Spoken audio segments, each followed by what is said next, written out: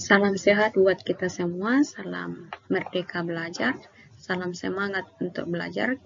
Bertemu di pertemuan fisika kelas 10, ruang lingkup fisika, besaran dan pengukuran. Nah, seperti yang kalian lihat di layar ini adalah pengukuran dari beberapa alat ukur. Ada pengukur panas, termometer, ada pengukur mikrometer skrup, ada jangka sorong, dan ada meter. Lanjut, ruang lingkup fisika, besaran, dan pengukuran. Ruang lingkup fisika mempelajari tentang makhluk yang hidup dan makhluk yang tak hidup. Ruang lingkup fisik, makhluk hidup dan makhluk tak hidup, keselamatan kerja. Besaran, satuan, dimensi, dan pengukuran. Besaran, satuan, dimensi, pengukuran, angka penting, dan notasi ilmiah, ketidakpastian pengukuran, ketelitian, dan ketepatan hasil, serta pengolahan dan penyajian data. Ruang lingkup fisika. Ruang lingkup antara aktivitas makhluk hidup dan makhluk tak hidup. Ruang lingkup ini mempelajari kejadian antara makhluk hidup dan makhluk yang tak hidup. Dalam ruang lingkup ini, Anda akan mempelajari hubungan antara besaran-besaran dan kejadian yang terjadi. Apapun contoh penerapan fisika pada makhluk hidup, seperti perpindahan posisi seseorang ketika melakukan perjalanan. Sedangkan contoh penerapan fisika pada makhluk tak hidup seperti menentukan kecepatan bola pada gerak parabola saat ketinggian maksimum, seperti gambar yang kalian lihat di samping ini.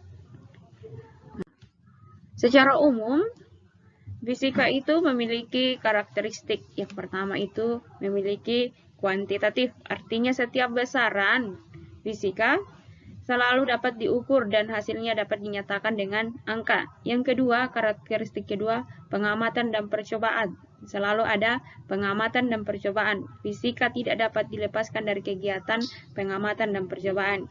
Yang ketiga, prediktif, artinya ilmu fisika mampu memprediksi suatu peristiwa dalam alam yang akan terjadi. Contohnya, peristiwa gerhana matahari total dapat diramalkan sebelumnya.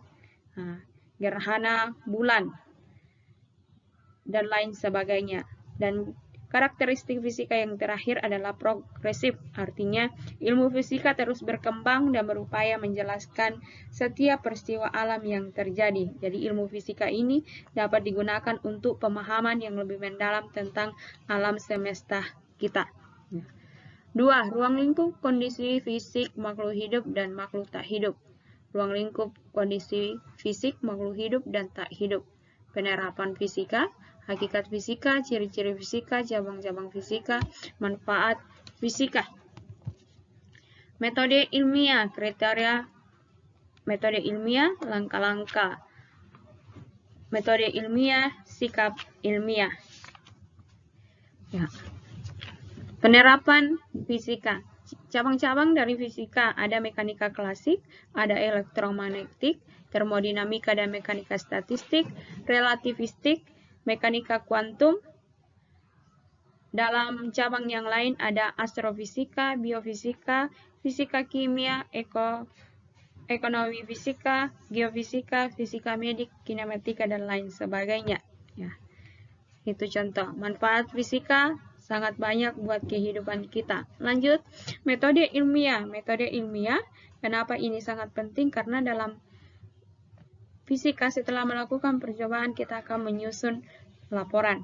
Ada metode ilmiah yang harus kita lalui. Ada beberapa tahapan. Yang pertama, kita akan mengidentifikasi masalah, merumuskan masalah, merumuskan hipotesis, melakukan eksperimen, mengumpulkan dan menganalisis data, dan serta yang terakhir adalah menarik kesimpulan. Saat kita melakukan percobaan dan pengamatan, pasti ada keselamatan yang harus kita perhatikan, keselamatan kerja. Adapun tujuan penerapan keselamatan kerja sebagai berikut. 1. Melindungi praktikan dalam melaksanakan praktikum. 2. Menjamin keselamatan bagi setiap orang yang berada di laboratorium.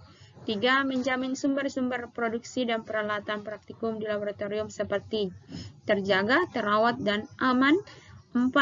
Mencegah dan mengurangi kecelakaan di laboratorium. 5. Memberikan pertolongan pertama pada kecelakaan sebagai langkah awal untuk penanggulangan. Upaya untuk menjaga keselamatan kerja semua pihak saat melakukan percobaan praktikum di laboratorium. 1. Bersikap hati-hati dalam melakukan setiap percobaan. 2. Perlakukan secara khusus alat-alat yang berhubungan dengan gelas, kaca, ataupun listrik. 3. Berhati-hatilah dalam menggunakan bahan kimia. Kenali setiap bahan kimia yang digunakan. Jika selesai menggunakan bahan kimia, segera kembalikan ke tempat penyimpanan semula. 4.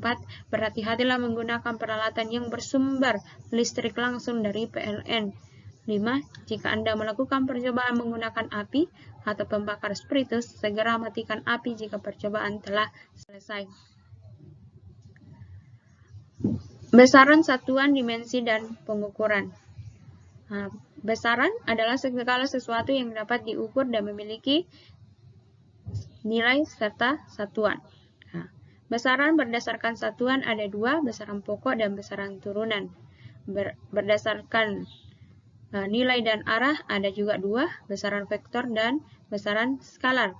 Besaran pokok adalah besaran yang sudah ditetapkan satuannya oleh standar internasional.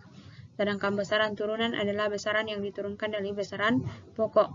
Besaran vektor adalah besaran yang memiliki nilai dan arah, sedangkan besaran skalar adalah memiliki nilai.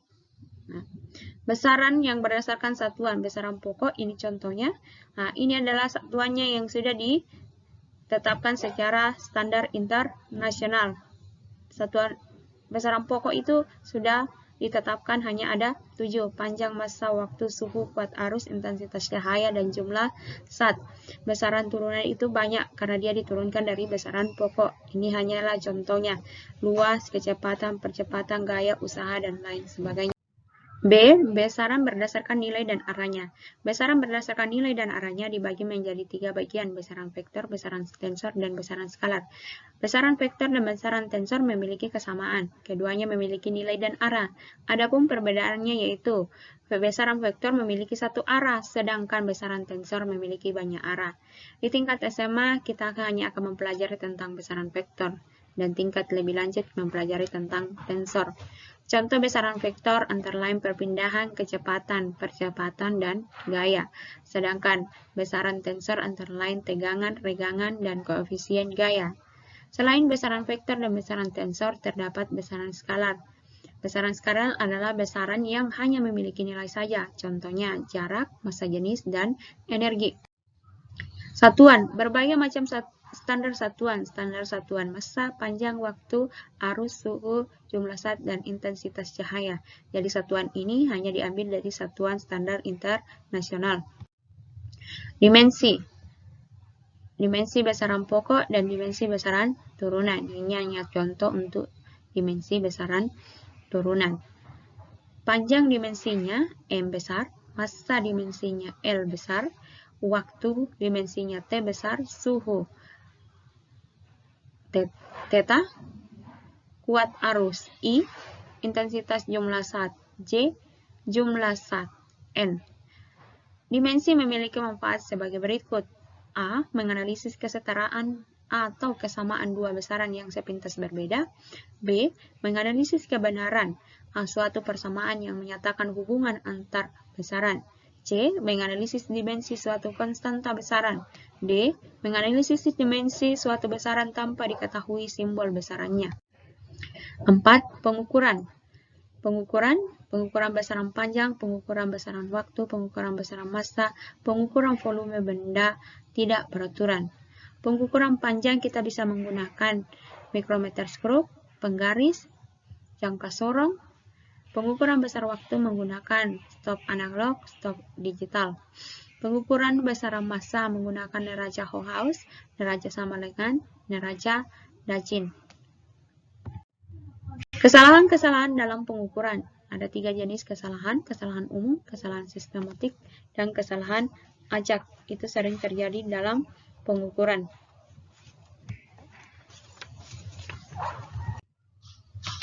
Angka penting dan notasi ilmiah. Angka penting dan notasi ilmiah. Angka penting, operasi hitung dalam angka penting, notasi ilmiah. Operasi hitung dalam ilmiah mempelajari operasi pembulatan, operasi penjumlahan dan pengurangan, operasi perkalian dan pembagian, operasi pangkal dan akar. Ketidakpastian hasil pengukuran. Ketidakpastian pengukuran tunggal, ketidakpastian pengukuran berulang, pengukuran tidak langsung. Pengukuran tidak langsung dari pengukuran tunggal, pengukuran tidak langsung dari pengukuran berulang. D. Ketelitian dan ketepatan hasil. Ketelitian, presisi. Ketelitian merupakan ukuran yang menyatakan pendekatan sesuai nilai semestinya. Ketelitian berhubungan dengan ketidakpastian relatif dari hasil pengukuran. Semakin kecil nilai ketidakpastian relatif, semakin besar ketelitian pengukuran tersebut. Nilai ketelitian pengukuran dinyatakan dalam bentuk persen. Ketepatan. Ketepatan menyatakan nilai yang sesuai dengan ukuran sebenarnya. Ketika Anda melaporkan hasil pengukuran, Anda melaporkan dalam bentuk X ditambah kurang delta X. Anda perlu mengetahui bahwa delta X merupakan ketidakpastian mutlak. Nilai delta X diperoleh dari 0,5 skala terkecil dari alat pengukuran pada pengukuran tunggal dan simpangan baku pada pengukuran berulang. Semakin kecil hasil ketidakpastian mutlak, semakin besar ketepatan dalam pengukuran. Ketelitian dan ketepatan hasil atau presisi dan akurasi sangat diperlukan dalam pengukuran. E. Pengolahan data dan penyajian data. Hukum fisika memiliki keterkaitan antara besaran. Keterkaitan tersebut dapat dinotasikan dalam bentuk grafik seperti gambar di samping. Contoh grafik yang paling mudah ditemui adalah grafik persamaan garis lurus. Grafik tersebut dinotasikan ke dalam suatu persamaan Y sama dengan MX ditambah N dengan M sebagai gradien atau kemiringan grafik dan N sebagai ordinat titik potong garis lurus terhadap sumbu Y. Garis lurus yang Anda gambar sebaiknya mengisi seluruh luasan yang telah disediakan. Hal ini dapat dilakukan dengan memilih skala mendatar dan skala tegak dengan tepat.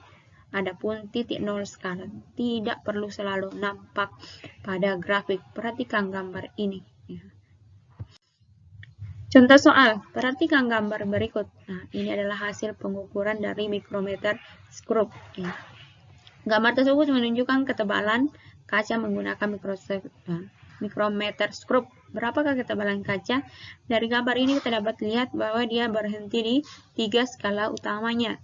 Skala non-use-nya kita mulai dari 10, 11, 12, 13 itu garis lurus dengan skala utama. Nah, berarti 13 dikali 0,01 itu 0,13 mm.